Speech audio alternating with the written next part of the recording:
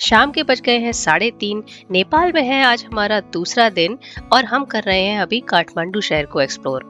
Already हम 5 points पहले cover कर चुके हैं जिन्हें मैं अपने लास्ट ब्लॉग में दिखा चुकी हूँ। आप चाहें तो जाकर देख सकते हैं। तो हेलो एवरीवन, आज हम जा रहे हैं नेपाल के सबसे खूबसूरत और हिस्टोरिकल प्लेसेस में से एक, जिसका नाम है पाटन दरबार स्क्वायर। तो काठमांडू वैली के ललितपुर यानी पाटन शहर में स्थित है ये यूनेस्को वर्ल्ड हेरिटेज साइट और ये जगह नेवारी कला, आर्किटेक्चर और नेपाल के समृद्ध इतिहास का बेहतरीन उदाहरण है।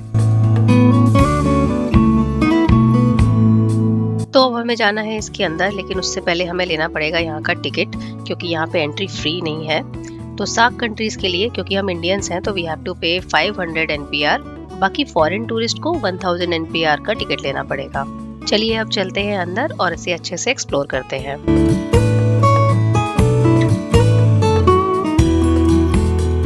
चलिए अब मैं आपको इसकी थोड़ी सी हिस्ट्री बता देती हूँ। पाटन दरबार स्क्वायर कभी मल्ला किंग्स का रॉयल रेसिडेंस और एडमिनिस्ट्रेटिव सेंटर हुआ करता था। 16th और 17th सेंचुरी के दौरान मल्ला रूलर्स ने यहाँ कई टेम्पल्स, कोर्टयार्ड और पैलेसेस बनवाए थे। आज ये नेपाल के सबसे वेल प्रिजर्व्ड हिस्टोरिकल कॉम्प्लेक्सेस में से एक माना जाता है और नेवारी आर्किटेक्चर का बेहतरीन उदाहरण है। अगर इसके आर्किटेक्चर की बात करूँ तो ये अपने ब्यूटीफुल नेवारी आर्किटेक्चर के लिए दुनिया भर में फेमस है। यहाँ के temples, wooden carvings, metal artwork और स्टोन स्कल्पचर विजिटर्स को तुरंत अट्रैक्ट कर लेते हैं। पूरा स्क्वायर एक ओपन एयर म्यूजियम जैसा लगता है, जहाँ हर बिल्डिंग और कोर्टयार्ड अपनी एक अलग कहानी बताता है। अब हम आ गए हैं पाटन म्यूजियम में, जो कि नेपाल के फाइनेस्ट म्यूजियम्स में से एक माना जाता है। अगर आप नेपाल की हिस्ट्री, आर्ट और कल्चर को गहराई से समझना चाहते हैं तो ये जगह जरूर विजिट करनी चाहिए। पाटन म्यूजियम पुराने रॉयल पैलेस कॉम्प्लेक्स के अंदर लोकेटेड है और ट्रेडिशनल नेपाली आर्किटेक्चर और मॉडर्न म्यूजियम प्रेजेंटेशन का एक परफेक्ट कॉम्बिनेशन है। ये म्यूजियम नेपाल की रिलीजियस आर्ट, मेटल स्कल्पचर्स और सेंचुरीज ओल्ड क्राफ्टमैनशिप को शोकेस करता है। म्यूजियम में आप हिंदू और बुद्धिस्ट डायटीज के ब्यूटीफुल क्राफ्टेड ब्रॉन्ज, कॉपर और ब्रास स्टैचूज देख सकते हैं। हर गैलरी में स्कल्पचर्स के साथ साथ डिटेल्ड इंफॉर्मेशन दी गई है, जिससे विजिटर्स उनकी हिस्ट्री और सिग्निफिकेंस को आसानी से समझ सकें। यहाँ की कलेक्शन नेपाल की ट्रेडिशनल मेटल आर्ट को दुनिया के बेस्ट एग्जाम्पल्स में से एक मानी जाती है।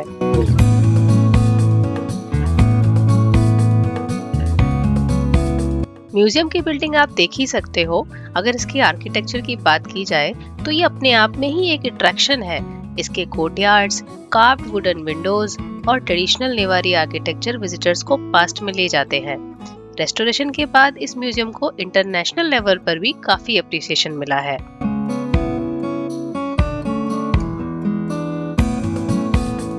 अब इस समय क्योंकि बारिश का मौसम है, वेदर बहुत ही प्लेजेंट है और धूप वगैरह नहीं लग रही है, तो काफी कन्वीनियंट हो रहा है घूमना। अदरवाइज अभी यहाँ पे समर का पीक है और धूप के टाइम, मतलब दोपहर के टाइम अगर आप आते हैं तो बहुत तेज धूप लगती है और गर्मी से थोड़ा इनकन्वीनियंस होता है। बाकी रश आप देख ही सकते हैं, रश यहाँ पे लगभग ऐसा ही रहता है। इनफैक्ट शाम के टाइम और सुबह के टाइम रश थोड़ा बढ़ जाता है क्योंकि टेम्परेचर अच्छा रहता है।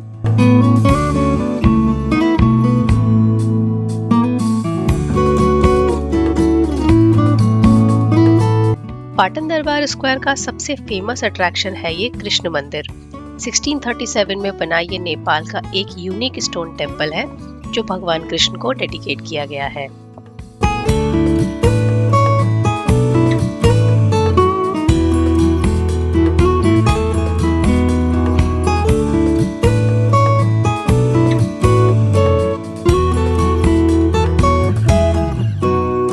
ओके, तो जैसे मैंने बताया कि यहाँ पे जो आपका ये टिकट है इस तरह का दिखता है। कुछ आपका टिकट मैं आपको सामने से दिखा देती हूँ।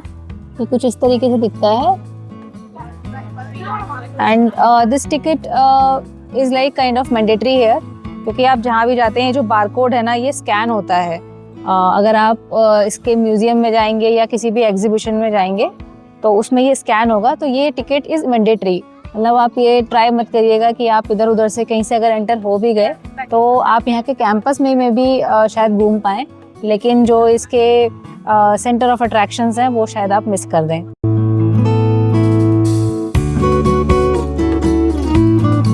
पाटन दरबार स्क्वायर का एक मेजर हाईलाइट है यहाँ लगने वाली आर्ट गैलरीज और एग्जीबिशंस, जो नेपाल के रिच आर्टिस्टिक और कल्चरल हेरिटेज को शोकेस करती है।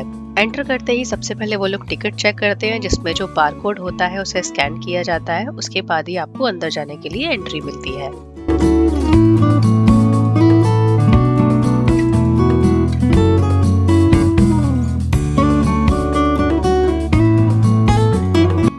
इस पूरी गैलरी में आपको सेंचुरीज ओल्ड ब्रॉन्ज और copper sculptures, traditional paubha paintings, beautifully carved wooden artworks और इंट्रिकेट मेटल क्राफ्ट्स दिखाई पड़ेंगे।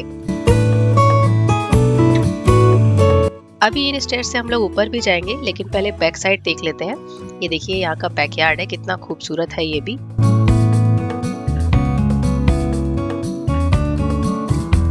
यहाँ जो आर्ट वर्क्स दिखाए जाएंगे, इन आर्ट वर्क्स में हिंदू और बुद्धिस्ट दोनों ट्रेडिशंस का स्ट्रॉन्ग इन्फ्लुएंस नजर आएगा।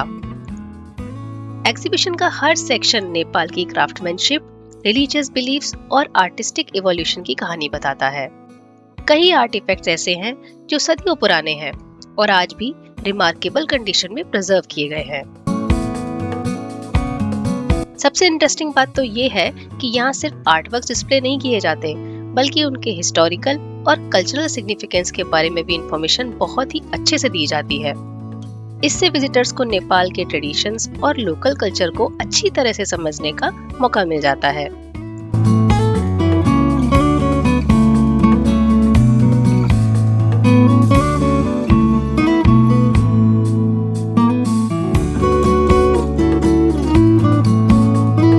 अगर आप आर्ट, हिस्ट्री या फोटोग्राफी में इंटरेस्ट रखते हैं, तो ये एग्जीबिशन आपको नेपाल की क्रिएटिविटी और क्राफ्टमैनशिप की एक फैसिनेटिंग जर्नी पर लेके जाएगा। इस बिल्डिंग के ऊपर वाले फ्लोर्स में बने हैं कुछ इतने सुंदर सुंदर से झरोखे। चलिए उसके अंदर झांककर देखते हैं कि बाहर का व्यू कैसा है। ये देखिए यहाँ से दरबार स्क्वायर का व्यू कितना खूबसूरत आ रहा है।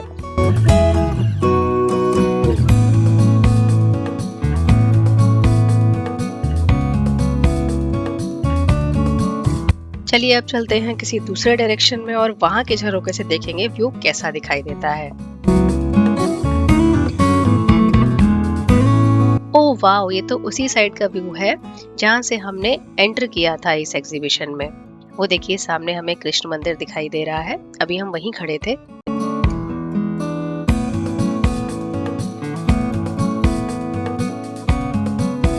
तो अब टाइम है यहाँ से चलने का। नीचे चलते हैं और देखते हैं कुछ अगर बचा है तो वो भी फटाफट जल्दी से कवर करके एक्सप्लोर करके अब हम यहाँ से निकलते हैं और बाकी का दरबार स्क्वायर एक्सप्लोर करते हैं।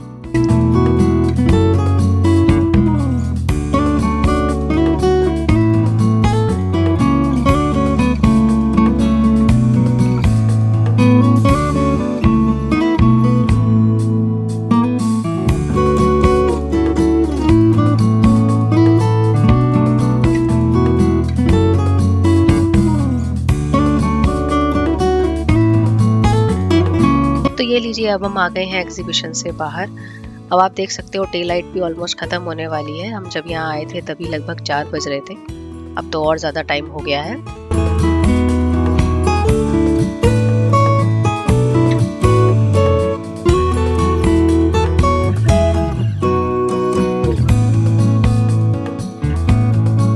तो बस ऑलमोस्ट हम पाटन दरबार स्क्वायर के बाहर साइड में आ गए हैं। यहाँ कुछ कैफेज वगैरह थे, छोटी छोटी शॉप्स थी, तो सोचा कुछ रिफ्रेशमेंट्स वगैरह ले लिए जाए। मैंने ली है यहाँ की एक लोकल कुल्फ़ी, जो मुझे सिर्फ 25 रुपए की पड़ी। बाकी लोगों ने भी कुछ कुछ लिया है, कॉफ़ी वगैरह, कृष्णा ने आइसक्रीम ली है।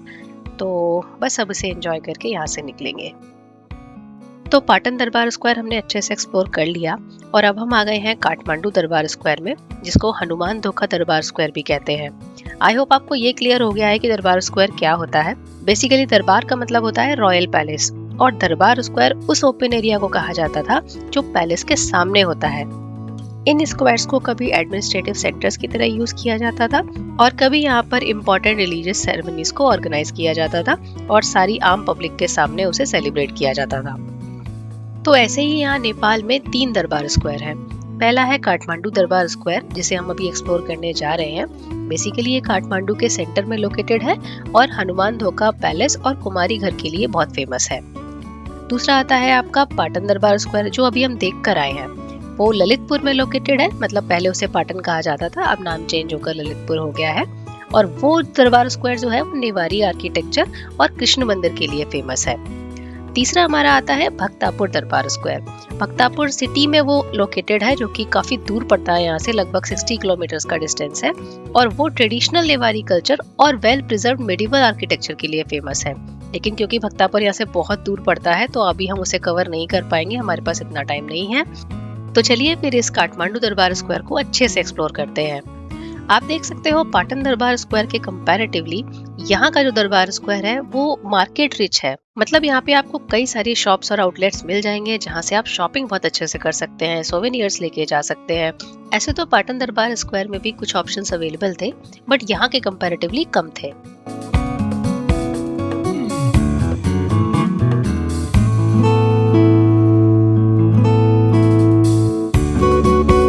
अब क्योंकि काठमांडू में हमारा बहुत कम समय बचा है और अब हमें निकलना है पोखरा के लिए, इसलिए अब बस यही टाइम था जब हम सोवेनियर्स वगैरह ले सकते थे या कुछ शॉपिंग कर सकते थे। तो बस हमें भी जो अच्छा लगा हमने यहाँ पे खरीद लिया।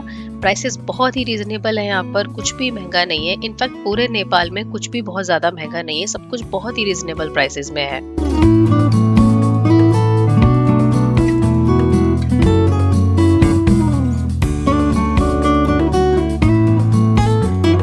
कल रात भी हम यहाँ पर आए थे, पशुपतिनाथ टेम्पल करने के बाद हम यहाँ आए थे। तो क्योंकि बहुत रात हो गई थी, तो ना पशुपतिनाथ टेम्पल में हमें दर्शन मिले, वहाँ भी गेट बंद हो चुके थे। और क्योंकि ये भी 6 बजे बंद हो जाता है, लेकिन हम लोगों ने सोचा था थोड़ा एक्सप्लोर कर लेंगे नाइट मार्केट और थोड़ा दरबार स्क्वायर टाइप, तो इसलिए हम यहाँ आए थे। लेकिन यहाँ एकदम सन्नाटा पड़ा हुआ था, लाइट्स वगैरह भी नहीं चल रही थी और पूरी तरीके से अंधेरा था। लेकिन अब इस टाइम आए हैं तो आप देख सकते हो अच्छा खासा रश भी है और काफ़ी हैपनिंग सी वाइब है चारों ओर। काफ़ी लोग हैं यहाँ पर। लोकलाइट्स के लिए ये एक तरह का पिकनिक पॉइंट है और लोग यहाँ पे, मतलब लोकलाइट्स यहाँ पे बहुत आते हैं, बहुत फ्रिक्वेंटली आते हैं। ये देखिए, ये है यहाँ का घंटा घर, आपको इतनी बड़ी बेल दिखाई दे रही होगी।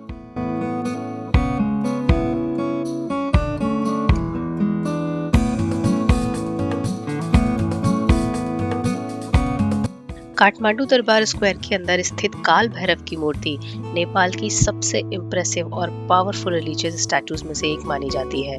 काल भैरव लॉर्ड शिवा का फियर्स और प्रोटेक्टिव फॉर्म माना जाता है।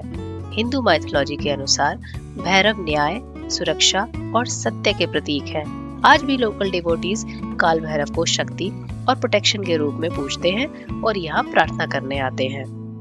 दरबार स्क्वायर के काफी हिस्से में आप देख सकते हो रिकंस्ट्रक्शन चल रहा है। तो अभी हम आ गए हैं यहाँ के फेमस हनुमान मंदिर में, जिसके ऊपर दरबार स्क्वायर का नाम भी है, जो कि है हनुमान धोका दरबार स्क्वायर। तो ये है हनुमान जी की वो प्रतिमा जिसका दर्शन करने के लिए लोग बहुत दूर दूर से आते हैं।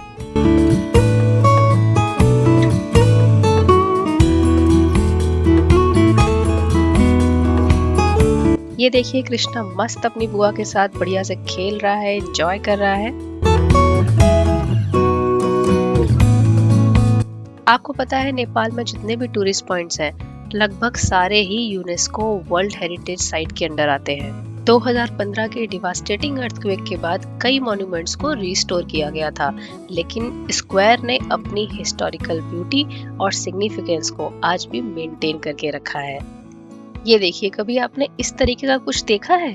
पेड़ के नीचे बनाया गया है मंदिर, एक्चुअली उसकी रूट्स में।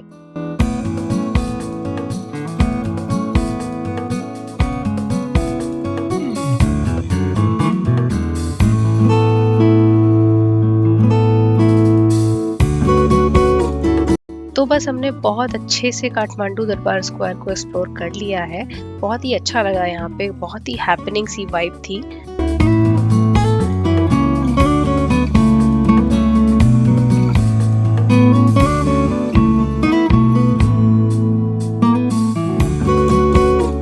काठमांडू दरबार स्क्वायर जहाँ खत्म होता है, वहीं से ही स्टार्ट होती है यहाँ की मेन मार्केट।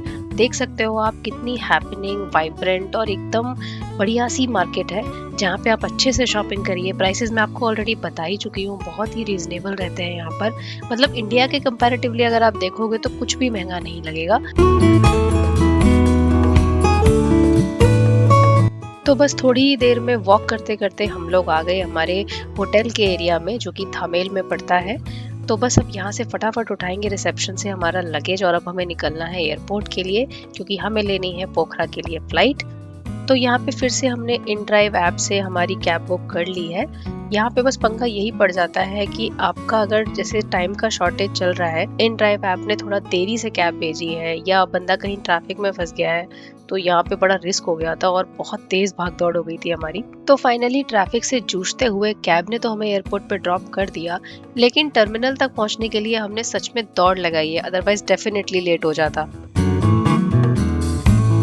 अंदर पहुंचने पर देखा कि एयरपोर्ट तो एकदम खाली था, कोई था ही नहीं वहां पर। मतलब मुझे तो एक भी पैसेंजर दिखाई नहीं दिया।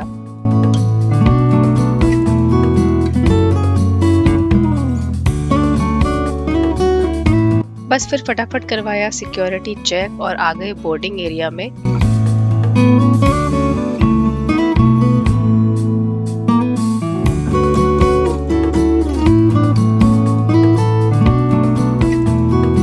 तो फ्लाइट हमने बोर्ड कर ली है और अब आ गया है काठमांडू को बाय बाय करने का टाइम। तो जैसे कि मैंने बताया कि हमने काठमांडू वाला जो हमारा स्टे था वहाँ से चेकआउट तो हमने मॉर्निंग में ही कर दिया था और लगेज हमारा रिसेप्शन पे रख दिया था और सोचा था कि जब पूरा काठमांडू कवर कर लेंगे उसके बाद शाम को रिसेप्शन से सामान पिक करके एयरपोर्ट के लिए निकलेंगे। तो वही हमने किया है। लगेज हमने लगभग 6 बजे पिक कर लिया था अपने होटल से और अब हम अपनी फ़्लाइट बोर्ड कर चुके हैं पोखरा के लिए। लगभग 25 मिनट की ये फ़्लाइट है और हमें ये काठमांडू से पोखरा पहुंचा देगी इतने टाइम में। अभी शाम के 7:30 बजे मतलब हमने बोर्डिंग की है, तो अंदाज़न हम 8 या 8:15 बजे तक पहुंच जाएंगे और उसके बाद करेंगे अपने पोखरा के होटल में चेक इन। काठमांडू की अगर मैं बात करूं तो अच्छा रहा हमारा एक्सपीरियंस, सिवाय एक दिक्कत थी ट्रांसपोर्टेशन की, क्योंकि हमने इनिशियली प्लान यही किया था कि हम स्कूटर हायर करेंगे रेंट पे, लेकिन जस्ट बिकॉज ऑफ बारिश हम ये काम नहीं कर पाए और हमारा प्लान फेल हो गया। तो हमें इन ड्राइव ऐप के थ्रू कैब कर कर के ही एक पॉइंट से दूसरे पॉइंट जाना पड़ा। उससे काफ़ी लॉस हुआ, बेसिकली टाइम लॉस ज़्यादा होता है बेसिकली उसमें, क्योंकि आप एक पॉइंट से दूसरे पॉइंट के लिए जब कैब का वेट करते हो तो उस वेटिंग टाइम से आपका टाइम ख़राब होता है, क्योंकि कई बार तो कैब्स कैंसिल भी हो जाती हैं और उसके बाद फिर नई कैब बुक करो, उसका वेट करो, तो उसमें काफ़ी टाइम वेस्ट हो जाता है। इसके अलावा जब हम वहाँ पहुँचते हैं कभी कभी हमें पता चलता है कि हम गलत जगह पहुँच गए हैं, जो डेस्टिनेशन सोची थी वो नहीं है, या फिर वो सही टाइम पे नहीं पहुँचे तो वो क्लोज्ड है, तो उसमें भी काफ़ी टाइम चला जाता है। उसके बाद फिर से एक कैब बुक करो, तो वो एक अननेसेसरी प्रॉब्लम है जो कि हम अवॉइड कर सकते हैं। इसी वजह से हमने स्कूटर हायर करने का प्लान किया था, लेकिन बारिश की वजह से हम उसे एग्जीक्यूट नहीं कर पाए और हमें ये वाला प्लान भी मतलब करना पड़ा। और अगर स्कूटर हो जाता तो फिर तो सीधे आपको जहाँ भी जाना होता आप जा सकते थे, कोई वेटिंग टाइम नहीं, कुछ नहीं। और गलत भी अगर हो जाता तो भी कितना ही टाइम वेस्ट होता, तो that would be a good option. तो इसीलिए हमने वो चूज़ किया था। आप अगर यहाँ आ रहे हैं और अगर मौसम एकदम क्लियर है और इस तरह की कोई दिक्कत नहीं आ रही है तो प्लीज़ मेक श्योर कि आपके पास अपना कोई व्हीकल हो। अगर आप स्कूटर ले रहे हैं तो स्कूटर ले लीजिए, नहीं तो सेल्फ ड्राइव वाली कार ले लीजिए। आई वुड रिकमेंड कि आप स्कूटर लें, क्योंकि यहाँ पे जो लेन्स है ना वो बहुत ही ज़्यादा नैरो हैं। तो जो आपकी कार है, अगर आपने सेल्फ ड्राइव वाली कार ली है तो एक तो वो एक्सपेंसिव पड़ेगी, दूसरा वो बहुत ज़्यादा फंस जाएगी बेसिकली, मतलब ट्रैफिक में, क्योंकि लेन्स यहाँ पे बहुत नैरो हैं। ठीक है, और स्कूटर रहेगा तो वो स्मूथली छोटी छोटी गलियों से होते हुए भी निकल जाएगा, तो आपका टाइम वेस्ट नहीं होगा और आप टाइम पे हर जगह पहुँचेंगे और इजी होगा बहुत ट्रांसपोर्ट के पर्सपेक्टिव से। और आज की अगर बात करें तो बस अभी पोखरा पहुंचेंगे अगले 25 मिनट में और उसके बाद फिर देखते हैं, अगर शरीर में जान बची तो आज नाइट मार्केट करने की कोशिश करेंगे पोखरा का, क्योंकि सुबह 6 बजे के हम लोग उठे हुए हैं। हमने उसी टाइम चेकआउट कर दिया था अपना काठमांडू को आज एक्सप्लोर करने के लिए, क्योंकि काफ़ी पॉइंट्स थे और हमारे पास यही कुछ घंटे थे, हमें शाम को पोखरा की फ्लाइट भी पकड़नी थी। तो इतना ही हम मूवी कवर कर पाए।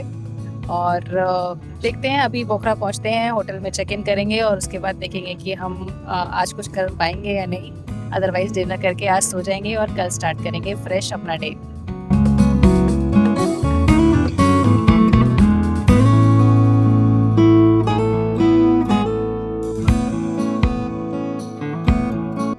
तो ये लीजिए, मात्र 25 मिनट में हम लोग आ गए हैं काठमांडू से पोखरा। काठमांडू की ही तरह पोखरा का एयरपोर्ट भी आप देख सकते हो, इतना छोटा सा है। मतलब आप जो एरिया देख रहे हैं बस यही है, उसके बाद खत्म। बस अब वेट कर रहे हैं बेल्ट पे हमारे लगेज के आने का। जैसे ही लगेज आता है फटाफट उठा के लगेज निकलते हैं यहाँ से। अभी इस वक्त रात के बज रहे हैं 8:30 और मौसम हो गया है खराब, क्योंकि जैसे ही हम उतरे, हमारी लैंडिंग हुई, हमने देखा कि बारिश हो रही है बहुत तेज। और इस टाइम पे ऐसे टैक्सी मिलना बहुत मुश्किल हो रहा था। इन ड्राइव पे कैब्स हो रही थी कैंसिल, और जो यहाँ के लोकल ड्राइवर्स थे, कैब ड्राइवर्स, वो बहुत हाई चार्ज कर रहे थे, बहुत ही ज़्यादा पैसे मांग रहे थे। इनफैक्ट 1-2 ड्राइवर से तो हमारा झगड़ा हो गया था, क्योंकि इन ड्राइव से हम जब भी कोई कैब बुक करते और ड्राइवर आ भी जाता है एयरपोर्ट पे, तो ये जो यहाँ के लोकल ड्राइवर्स हैं वो उसे डरा धमका के भगा देते थे। बेसिकली वो लोग हमें फोर्स कर रहे थे कि जो भी चार्जेस हम मांग रहे हैं वो बारिश की वजह से रीजनेबल है और आपको उन्हीं से चलना पड़ेगा। हमारी सिचुएशन देखकर उन्हें हमारी मजबूरी दिख रही होगी कि फैमिली है, साथ में बच्चा भी है, बारिश भी हो रही है, तो जो मन आया वो मांग लो। पर हम भी इस मामले में इतने जिद्दी हैं कि हमने आराम से 1 घंटा वेट किया और इन ड्राइव से ही कैब बुक करके हम लोग अपने होटल आए। तो ये था हमारा होटल, जिसका नाम था होटल डॉली। फटाफट हमने किया होटल में चेक इन और अब बस हमें जाना था अपने रूम में। तो मैं आपको हमारा रूम टूर भी दे देती हूँ। तो ये था हमारा रूम। बहुत ज़्यादा रॉयल और वैसा नहीं था, लग्जूरियस टाइप का, बहुत ही बेसिक सिंपल सा रूम हमने लिया था। कृष्णा को नींद आ गई थी तो वो सो गया था। इसमें एक बंक बेड था और 2 नॉर्मल बेड थे, साथ में एक ही अटैच्ड वॉशरूम था। काफ़ी सिंपल सा था, मतलब बहुत ही बेसिक अमेनिटीज़ के साथ था पूरा रूम। केटल वगैरह भी इनफैक्ट नहीं थी, मगर साफ़ सुथरा था सारा। ये है यहाँ का वॉशरूम। अब रूम में तो हम चेक इन कर चुके थे, लेकिन भूख भी बहुत तेज लग गई थी अब तक, तो अब हमें करना था डिनर। मगर सुबह से काठमांडू घूमने की भागम भाग में हम लोग अच्छे से कहीं पे बैठ के एक भी मील नहीं ले पाए, इसलिए हमारा मन था डिनर एक अच्छी जगह पे जाके करेंगे, जहाँ पे अच्छे से उस वाइब को भी इंजॉय कर सके और खाना भी अच्छे से शांति से बैठ के खा सके। तो हमने डिसाइड किया कि हम लोग जाएंगे इस रेस्टोरेंट में, जिसका नाम था रेस्टोरेंट फ्रेश एलिमेंट। काफ़ी अच्छा रेस्टोरेंट था, आप देख सकते हो इसके अंदर का इंटीरियर वगैरह कितना अच्छा है। साथ में यहाँ पे कुछ लाइव परफॉर्मेंसेस वगैरह होती हैं। हमने इसे गूगल पे ही सर्च किया था, गूगल पे इसकी रेटिंग बहुत ही अच्छी थी, रिव्यूज़ बहुत अच्छे थे, इसलिए हम लोग यहाँ पे गूगल रिव्यू देखकर आ गए थे। और हमारे होटल से भी ये ज़्यादा दूर नहीं था, तो हम लोग अच्छे से, मतलब वॉकिंग डिस्टेंस था, तो वॉक करते हुए यहाँ पर आ गए थे। तो बस अब यहाँ पे बैठ के अपना इंटीरियर एंजॉय करेंगे यहाँ का, और लाइव परफॉर्मेंसेस एंजॉय करेंगे, और खाना तो है ही।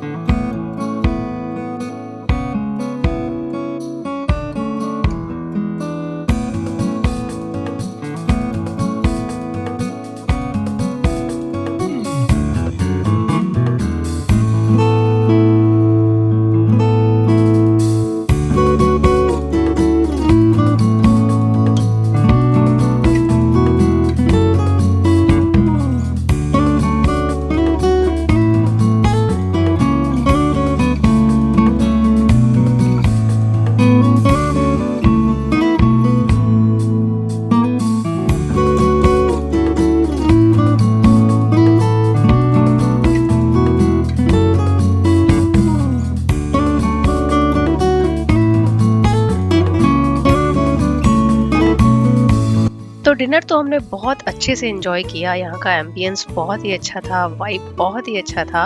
अब जाकर करेंगे अच्छे से रेस्ट और कल अपना फ्रेश डे स्टार्ट करेंगे नई एनर्जी के साथ। कल हमें एक्सप्लोर करना है पोखरा, सारे पॉइंट्स अच्छे से एक्सप्लोर करेंगे और आपके साथ शेयर करूंगी पूरा एक्सपीरियंस। फिलहाल के लिए बस इतना ही, आप बने रहिए मेरे साथ। मैं मिलती हूँ आपसे नेक्स्ट व्लॉग में, तब तक के लिए बाय बाय, हैप्पी ट्रैवलिंग।